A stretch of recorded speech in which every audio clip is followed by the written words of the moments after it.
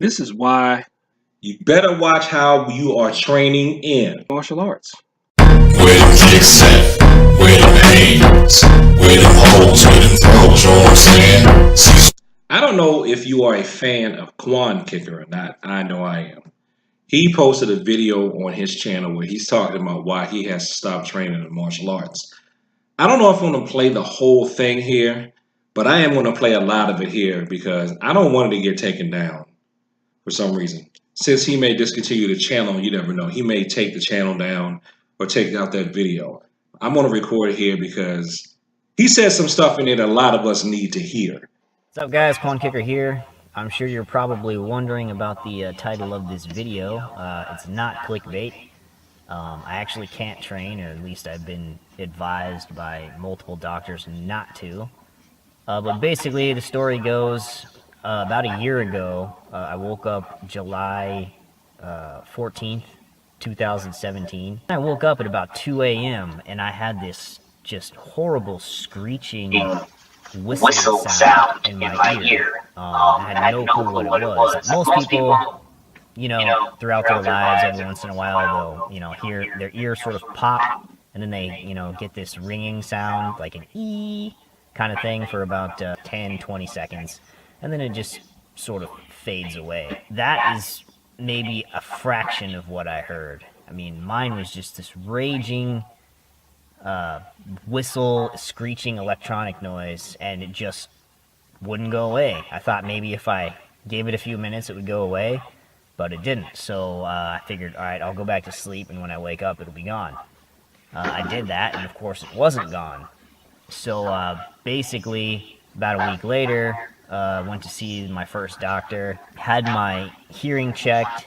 They found no signs of damage. I still have better than normal hearing.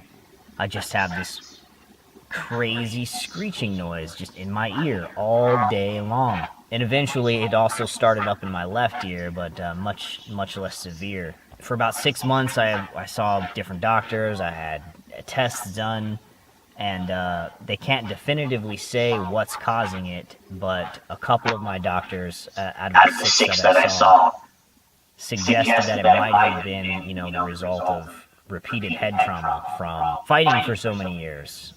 I know the audio went a little haywire in this video, so I'm going to spell it out for you, in case you didn't hear or didn't want to hear. He said it was from fighting over the years, repeated head trauma. As far as I know, Kwon Kicker was not a cage fighter or a professional fighter. It's from hard training in the martial arts where you're trying to keep it real, do full contact, take blows and shots to the head. That's what's causing this problem. But I know you don't believe me, because some of you probably think I'm just a traditional guy who's into some of that pressure point stuff. I do the pity pat fighting thing like Freddie Lee, so I probably can't fight anyway, and I don't know how to move off the way if somebody's punching, because I don't let my students get hit in the head. So therefore, that, Kwon Kicker, that's not what hurt him, right? I'll let him tell you himself. I started fighting at 15 with Olympic Taekwondo, and that's full contact fighting and taking kicks to the head, and then I started doing kickboxing shortly after that, and it just, they think it was an accumulation of hits to the head. One injury just gets exacerbated and never heals right, or something like that. They can't prove it, they don't know for sure yet, but that's the theory, is head injury. So yeah, I still hear it right now. It's pretty brutal. I'll go ahead and play you guys a short little clip of what other people sounds like that's kind of similar to mine, so I'll go ahead and play that so you have an idea of what I hear. So yeah, imagine never being able to escape from that sound. Can't plug your ears. I can't cover it up. If I try to cover it up with any other noise, it just exacerbates it. It's like it's determined to be heard, so it just gets louder. I mean, just to give you an example of how bad it is, if I just walk from one side of the room to the other, every time my foot hits the ground, the tinnitus gets a spike in the volume. So instead of it being like ee, it's like ee, like with every single step I take. So if I ran, it would be twice as fast. If I punch anything, if I stand up too quickly, it just spikes. And it's enough to drive you insane. In fact, I thought I would lose my mind the first few months, but I mean, you'd be surprised what you get used to. Now, I do worry about the possibility of this happening with those of us who do Kyusho Jitsu too, because if we are knocked out or dazed and then we fall, um, if you keep getting hit, bam, bam, bam in the head, bam, bam, bam in the head, bam, in order to practice a lot of the knockouts, I worry that if you do it too much, you can end up with brain trauma, concussion, CTE. That's why when people do Kyusho, a lot of times, they don't hit the person. That's why they don't go all the way out. They don't hit the person as hard as they can. That's why they stick with light taps when they're demonstrating stuff. Of course, when you're on the street, you're going to go as hard as you can to knock the person down.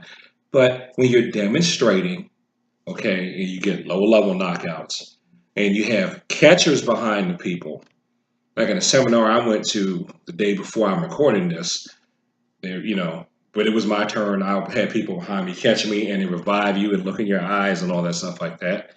And I catch other people, have them match down. That's why people have safety precautions. That's why your instructor may not allow you to hit people in the head. That's why your instructor may not allow you when you're sparring to go all out full contact. That's why those of us who don't make our students wear sparring equipment all the time, we don't do that because we want you to learn control. I'm going to make another video about that too, where, I want you to learn control, then put on the gear, because I don't want you to think that that gear is going to protect you, because it's not necessarily. It's not going to protect your brain, and it doesn't block blows that are truly internal. It only blocks people who only know how to hit externally. See, control, pointing your punch that far away from the target instead of hitting the target. You're not going to build your body up to take that kind of damage, especially if you're talking about the head. Okay, you can build your tolerance down through here, but not your head. And a lot of you think that a school or a style is no good if they don't allow you to hit in the head. Okay, he followed that type of gospel, and I don't mean to pick on him because I like Kwon kicking. All right, I do, and I really truly respect him for putting this up. It takes a lot of courage for him to put that up and for him to say what he's saying. I'm going to just let him continue. Alright, so what does this mean for the channel? Obviously, if I can't train, I can't make any new martial arts content or anything like that, which is pretty crappy since that's what this channel is pretty much about. I probably have like 20 tutorials I still haven't posted yet, so I plan to post those, here and there when I can. But as far as the channel goes, I'm just going to have to, kind of convert it to a personal channel. It's probably not what a lot of you guys want to hear, but basically what I mean by that is just, in the future, I'm just going to post, vlogs, interests, hobbies, maybe some updates about my tinnitus, what's going on there. Maybe a few years down the road, if I can get this thing worked out, I can, continue training again and post new videos. But in the meantime, I'm going to sort of convert this channel into a variety channel where I'll just post various things. And, if you guys feel like you want to unsubscribe because of that, I totally understand, since, this is a martial arts channel. That's how it was originally made. Or at least it wasn't. That's kind of what it evolved into. It was just my personal channel when I first started it, 10 years ago. I'm trying to treat this thing as it's permanent, as I'm going to hear this freaking screeching noise the rest of my life. I would say the only thing I disagree with him is that he can't train anymore. Well, I shouldn't say I disagree with him. Okay, so he can't be the fighter trainer anymore. He can't be the fighter anymore. But he can still pass on what he knows and help other people. And he's obviously thinking about that, because this is a good testimonial to what can happen when you try to go too hard all the time. It's going to catch up with you. It's straight up going to catch up with you. You keep taking those pops to the head because you want to be real. You're going to be really messed up with tinnitus, possibly dementia. And he's looks like he's younger than me. Probably is younger than me. And he's already got something. I mean, a lot of stuff, my peers that are getting damaged or really hurting and things like that.